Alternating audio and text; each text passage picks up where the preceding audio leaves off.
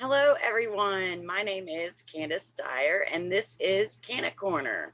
We are broadcasted live every Monday on Facebook on the Candis Dyer Facebook page, as well as uh, going live right now on the Relevant app. So if y'all don't have that, definitely want to download the Relevant app and uh, be able to listen and ask questions today. The only way you're going to hear it live. For those who choose to pre-record their sessions or their interviews, the only way that you are going to be able to see those meetings live now will be on the Relevant app. So y'all definitely want to go download that. I will put the link in the Facebook description after the show. So I wanted to thank, first of all, our sponsors, KM420 Radio, the Wendy Love Edge Show, WJAE 420 Radio, the Human Solution International, the Human Solution International Texas Chapter, and Walk for Change. If y'all want to be able to check out the replay on the radio, you go to WJAE420.com on Wednesday at 2, and then KM420radio.com Sundays at 2. And both those places it's replayed. The video version is put on the YouTube channel over there on Canna Corner. So all those places you can find Canna Corner. I'm so excited about my guest today. We are going to be talking with Nurse Janna Champagne, and I'm going to go ahead and bring her in.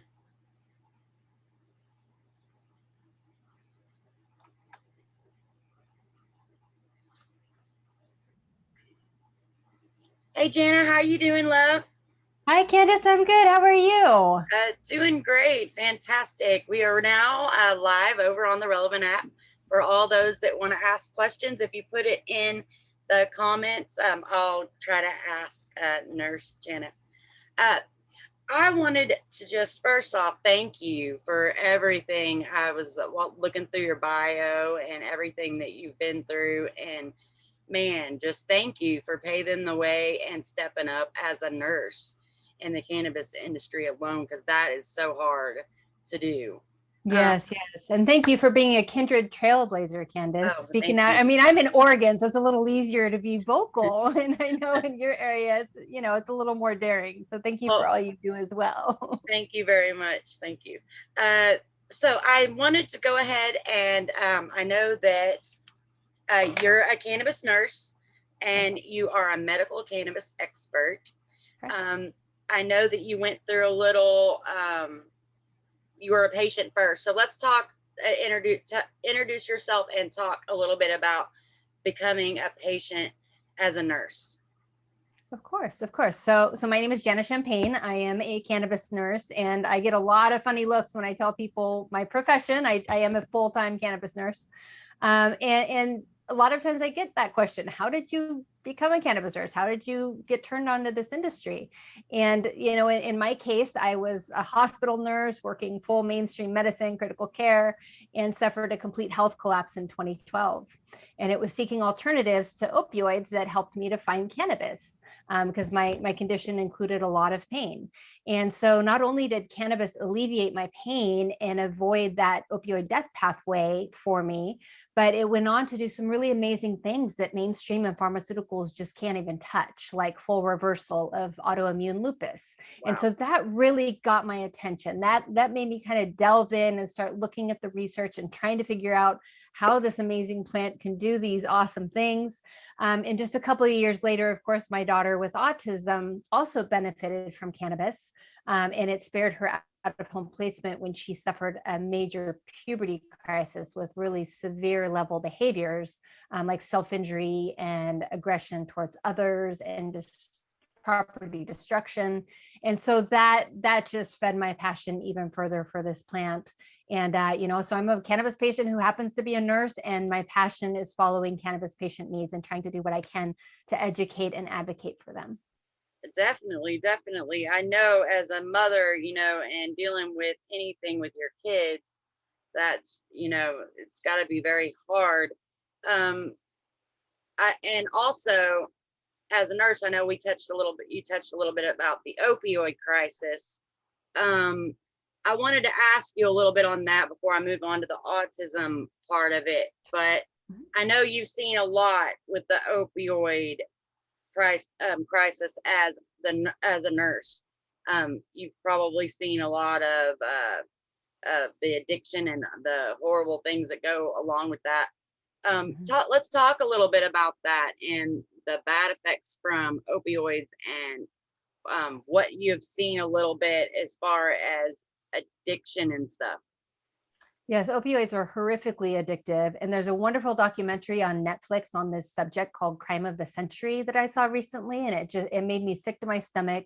It really reflects what I've seen in this industry as a nurse, having worked with patients who were on chronic opioids in the hospital.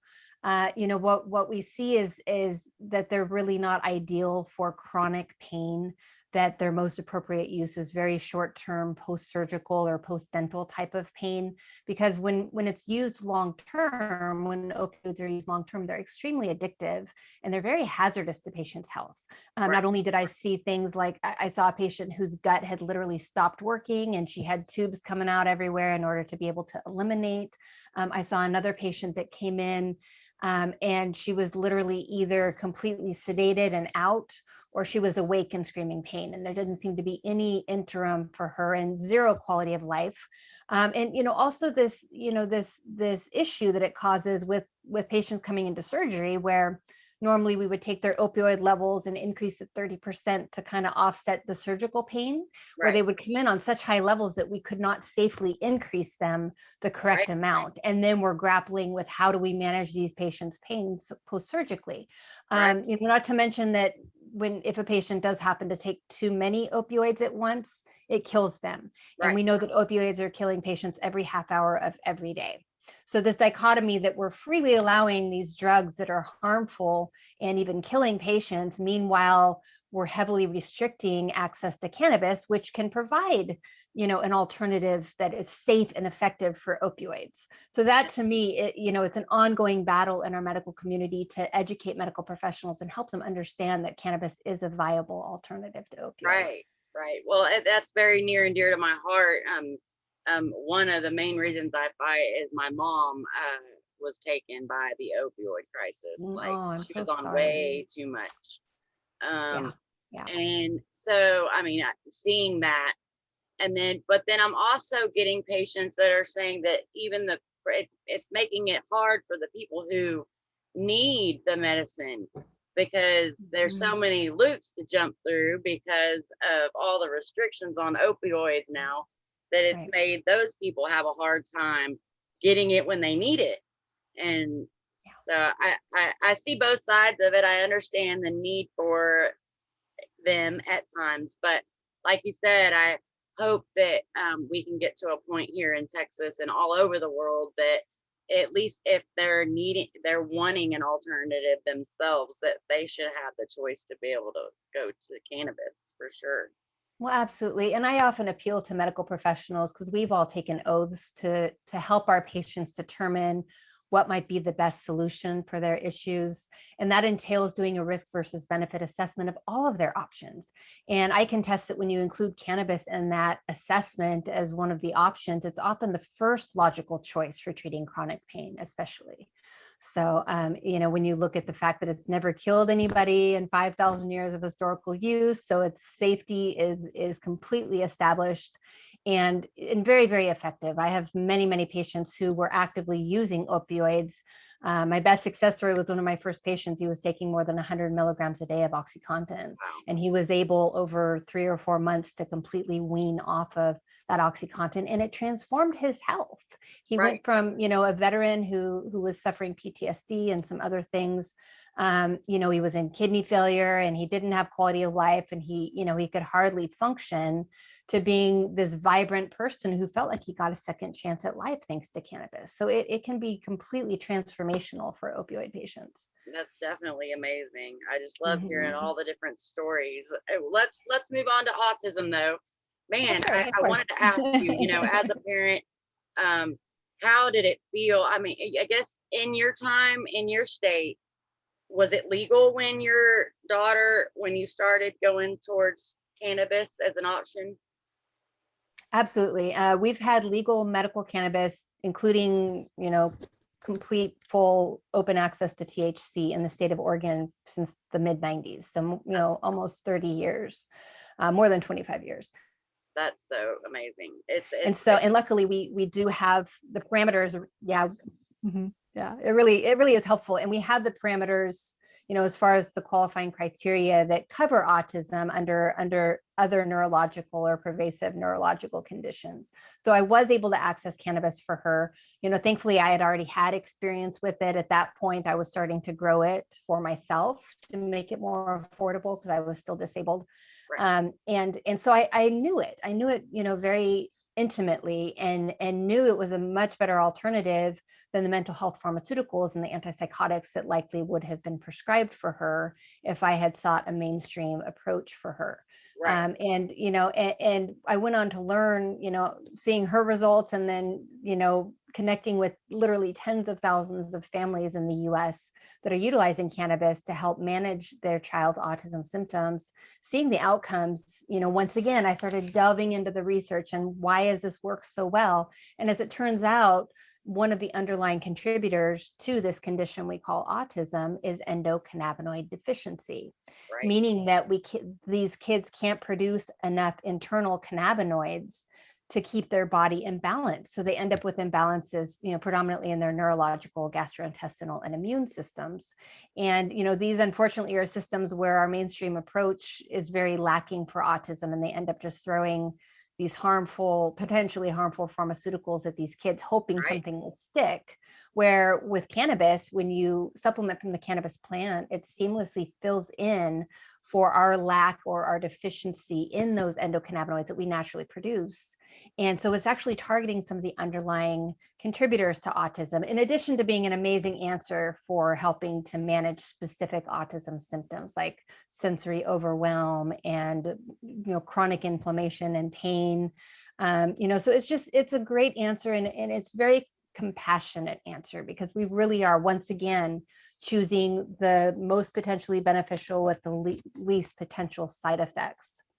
And when you look at the pharmaceuticals that they use, the side effects are not only quality of life limiting, with things like extrapyramidal symptoms or male breast development, but also potentially life-threatening. We have, Stevens-Johnson syndrome and NMS, and even suicidal ideation that are known side effects of these meds. Yes. So once again, it just makes logical sense for this to be a first resort for autism patients. Definitely. I've always thought, and it's interesting that you said that you've looked at the research, that a lot of the reason why we're seeing such a spike in autism and ADHD and all that in our kids is because people don't realize that hemp CBD was in everything before. They fed it to our cows, and even though you weren't taking it directly, you were getting it by your meat or your food, you know what I mean? And so we were being supplement, and then all of a sudden when they made it illegal, all that went away. And then you start seeing that spike and all this health problems. And Yeah. yes, definitely our endocannabinoid system is malnourished.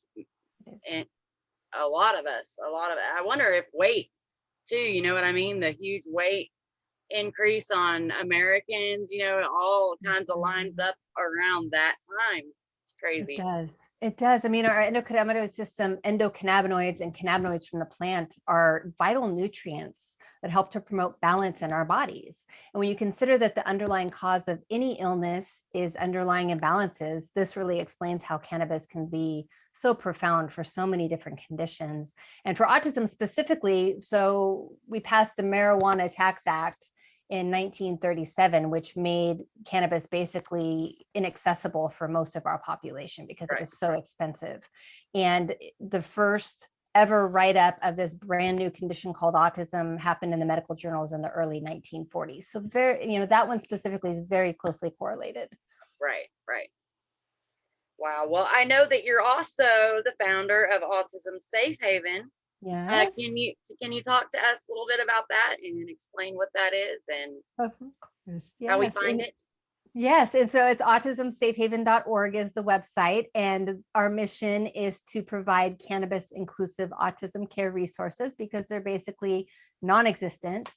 Here, my daughter is now 19 years of age and she's ready to move on, out from under mom's protective wings and be a little bit more independent.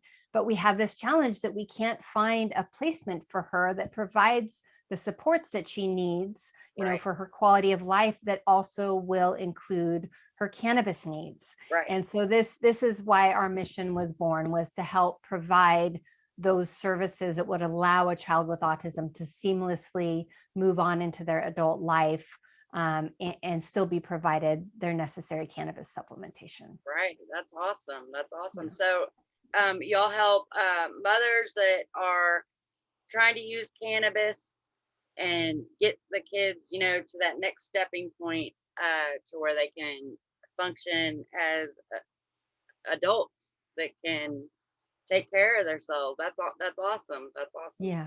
Yeah. I mean, Um, even here in Oregon, if I were to place my child in a, an autism care home, I would be on call to supplement her cannabis needs. right, because they can't administer it because So federally, yeah, right? right. Yeah, Right. yeah. They can't. Yep. Well, and it's that's actually, they cite that as an excuse, but we have recently learned that it's completely invalid. We Oh, actually wow. have written confirmation that no hospital or caregiving agency has ever been refused a federal subsidy payment because they allowed cannabis. So Oh, it's just, wow. it's just another one of those things that they say because they don't want to deal with it. So, Yeah, that's good to we're know. That's advocating. good to know. Thank you. I Yes, learned of something course. new. That's awesome. Okay, so what would your advice be to, I guess, mothers on both sides, the illegal state side or the legal state side, because we got them everywhere, to do if they are like, wow, I've tried all these pharmaceuticals on my kid and they just haven't seemed to be working. And what would you tell that mother about starting to wean off that and get on to cannabis and try to see if that helps? Yeah, and just to be clear, I'm a nurse, and so it's beyond my scope to advise about weaning pharmaceuticals. That's always the Gotcha. duty of the prescribing physician. But I can certainly educate about cannabis. Oh, we got your kitty photobombed us. Yes, she does that all the time. What a sweetie. Yeah. So yeah, definitely, seeking education. There are some great resources out there. People are welcome to reach out to me. Probably the easiest is my media kit website, which is jannachampagne.com. And I can certainly get you a referral to, a nurse that can help educate and help you find products. There are even some wonderful CBD formulations that can help with autism. So even if you're in a place like Texas where THC is so limited, there can be some products that might be beneficial. And then, through education, we teach how to journal outcomes, how to speak with your physician and help them understand the outcomes and help them understand that reduced reliance on pharmaceuticals is very, very common once we integrate cannabis into a regimen for a child with autism. So I'm happy, I'm not personally educating patients myself any longer. I've kind of transitioned and pivoted to educating medical professionals, but I can certainly help. I'm happy to help people find resources for that education directly. Yes, it's very important in what you're doing, because you can get through to the doctors because you've worked with them and you know how to talk to them, to help them to understand. And so, thank you so much for that. Yes, it was actually a necessary thing. In the state of Oregon, you think, cannabis here flows pretty freely. We've had medical for, more than 20, 25 years. We've had recreational or adult use since 2014. So literally anybody over 21 can walk into a dispensary and buy cannabis without filling out any paperwork. They just need to prove that they're, it's like buying alcohol. They need to prove that they're 21. And anybody can grow 4 plants. I mean, it's really, you think it's pretty free flowing, but our state boards here that oversee medical licensure are not as open. And in 2019, our nursing board decided, they basically put a gag order on nurses saying that we could no longer educate cannabis patients. So it was at that point that I pivoted from having taught thousands of patients individually to educating medical professionals, because that's what I was allowed to still do. We have fought that and overturned it, but the battle is still kind of ongoing. So I'm just playing it safe, and that's the reason I'm not taking new patients at this time. Right. No, I got you. That's Yeah. awesome. Yeah. I wanted to talk a little bit about you're a founding member of the Cannabis Nurses Network. Yes. You want to tell everybody a little bit about that and how to find them? Of course. It's cannabisnursesnetwork.com online. And our mission is to help cannabis nurses feel supported in this industry. I mean, so often, especially when I first, began working in the cannabis industry, you kind of feel like you're an island. You kind of feel like you're on your own.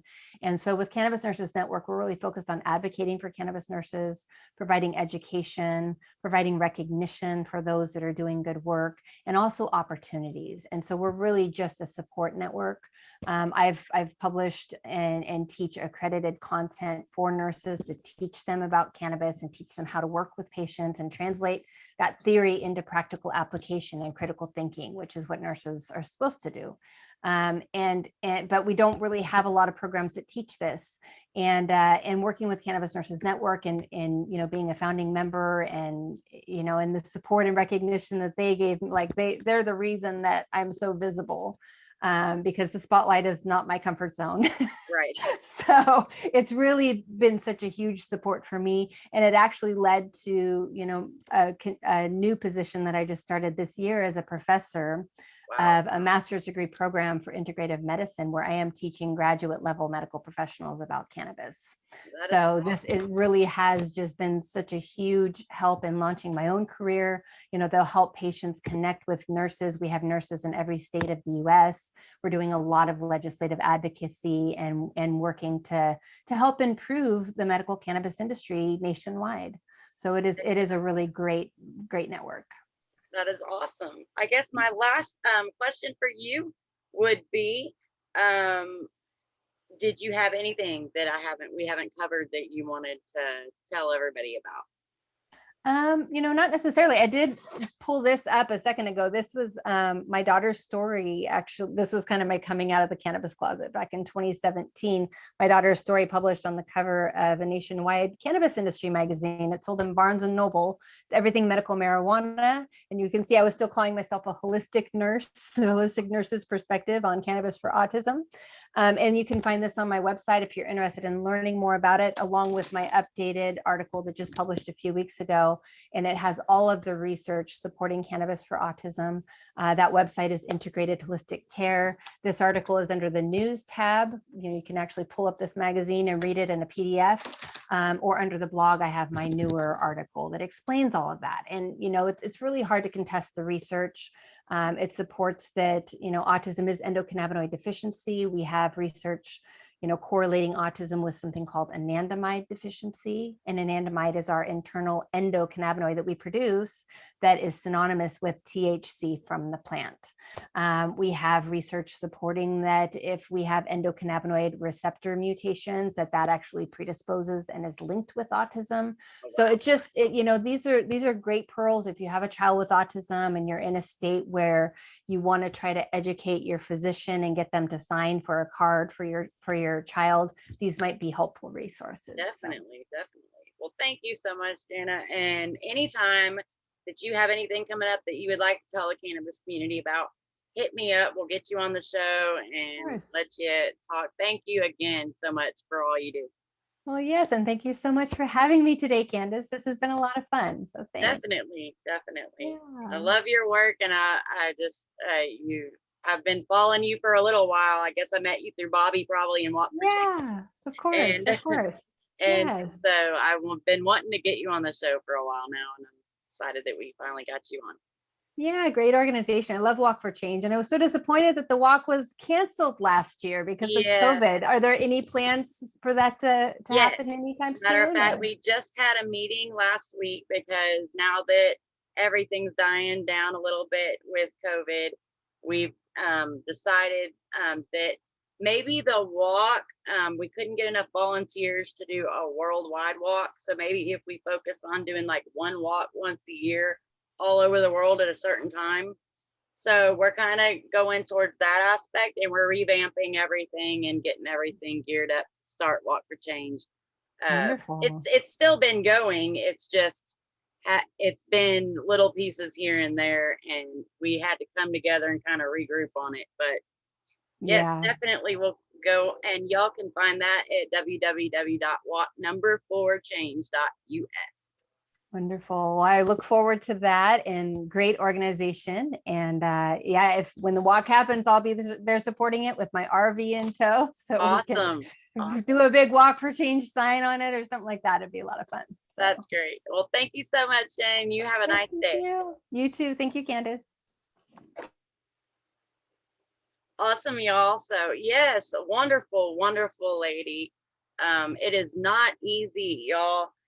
When you are in the medical profession, I know even in a legal state where she's at, but to stand up because of all the false information out there that the doctors and the other nurses have and stuff. So big shout out to her and what she's doing. And thank y'all so much for listening. If y'all are going to be in the DFW area, the DFW Normal is putting on the Marijuana March, July 24th. A lot of great people are going to be there. A lot of the cannabis community is going to be there. I will be there, Canna Corner, the Human Solution International Texas Chapter, and KM420 Radio to cover the event. And I'm just so excited to be able to get back out there. Last year it got canceled because of the corona. And so it's been a while since I've been able to see all the Canna family because of all that went on. But yep, I will definitely be there. 24th, I believe I looked at the time and I was wrong. It is noon to 8 p.m., not 10 to 5. So noon to 8 p.m. at Burnett Park in Fort Worth. I'll try to put the link to the event in here too as well. I think had an amazing time at the expo, the Lucky Leaf Dallas Expo. I believe they have the Oklahoma one next.